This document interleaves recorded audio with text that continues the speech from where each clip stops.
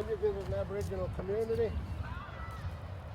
in Aboriginal country, one of the first things you'll partake in is a smoking ceremony, and the smoking ceremony gives acknowledgement to the unceded lands that you walk upon.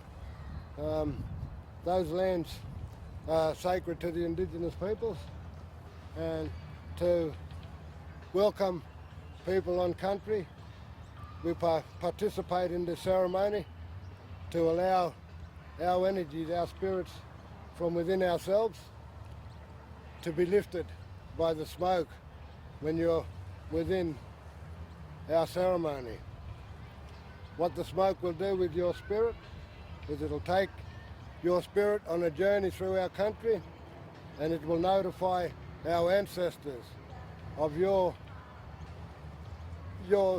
being on that country. So when you participate in the smoking ceremony and your energy goes onto the smoke and notifies our ancestors, they give you free passage. They give you safe passage on our countries to be able to walk and participate in the beauty that it has to offer. The leaves of our ceremony are from native vegetation, from native trees. They're usually from the eucalyptus or gum trees, and the qualities of those leaves are also have health and medical benefits that helps you when you inhale them throughout the smoking ceremony as well. So today, to acknowledge the lands of the Ngunnawal people, we welcome you to the Tent Embassy, and we ask you to participate in this smoking ceremony and participate with your energy and your freedom to be able to enjoy what we have here at the embassy. The fire at the embassy is always the centre of all of our communities. When you come into our communities, it will be the first place that you will visit. It offers you this ceremony which allows you to walk on our country.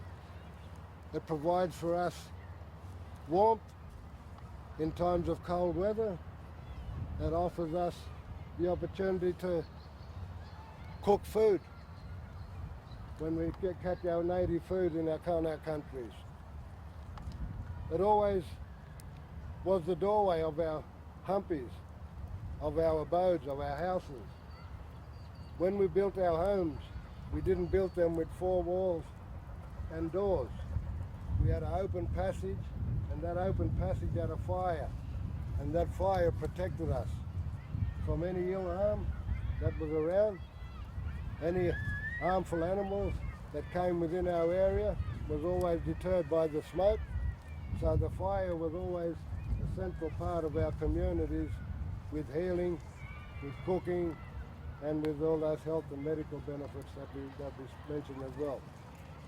So for you to have safe passage on and enjoy the comforts of the embassy, we ask you to take up the leaves, and we'll place those leaves onto the fire.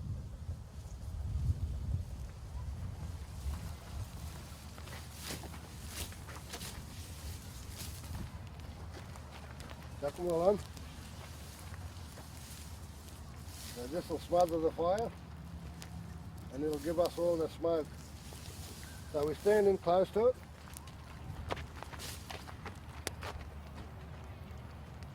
And whilst we're standing around and getting the smoke, taking our spirits and sending us around through the Ngunnawal country, it's a time for you to reflect on what you have to offer our Indigenous population. As you all may know, we have suffered a great deal in this country from the time that colonisation had happened, and we are still fighting a lot of those disadvantages today. One of those big disadvantages is dispossession, and we hope that by inviting non-Indigenous people into our spaces and into our ceremonial spaces, that we get a better understanding of how we should be walking on this earth together as human beings.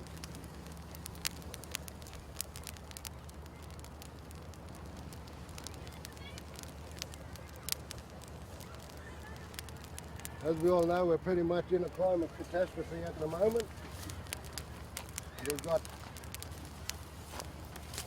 We've got the earth that is in danger of imploding and not providing all the sustenance and all the energy that we need to survive as human beings. So for today, I'd like to give you a little bit of an understanding of what the native vegetation had provided for us as Indigenous peoples. Before colonisation, we had no need to go down the road to the shop to buy milk or to buy a loaf of bread or to buy some meat. Our shop was the bush that was around us. We could basically walk anywhere within 100 metres from our campsite to be able to forage for food and be able to bring that food back to the camp and provide all the sustenance that we need for the camp to be able to maintain itself and sustain itself in the community. As part of that circle of life, what we did use as a part of our normal daily lives and routines, when we were finished and had no more use of that, we allowed it to go back to the earth. We placed it back onto the earth, and that then disintegrated and then moulded back into the womb of the mother where we've come from. So this is why it's important for us to educate the non-Indigenous populations on the destruction that's happening out there at the moment. And all those destructions and all those commercial needs and greed is taking away our ability to survive as human beings. And nobody in the world should be able to have that kind of a degree of ownership, because we're all part and parcel of this, and this is what our community was about. So today we welcome you to the Tent Embassy, and we take gratitude in you bringing with you some of the native plants that we're going to be planting around today, and hopefully that'll give you a bit of sense of your connection to the Aboriginal Embassy. And when you young ladies are driving around past this place in the future, you might be able to see those trees that you've planted, and you can say that you've been connected with this embassy, and you can maintain that connection throughout your life and throughout your journey. But with this smoking ceremony, your spirit now lies on the ancestral grounds of the Ngunnawal people. And the Ngunnawal people and ancestry now understands and welcomes you onto their country. So thank you for coming, and I hope we enjoy putting in the native plants that we've got. And get him. Squeeze it together. I found a worm. Oh, there's a couple in there. Hey. 1, 2, 3. What was that? Wow. No, 1, 2. Yeah, 3. There's another one there. Uh-huh.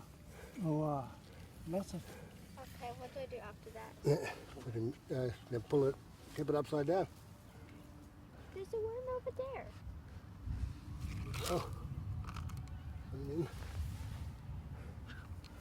That one did not stay together.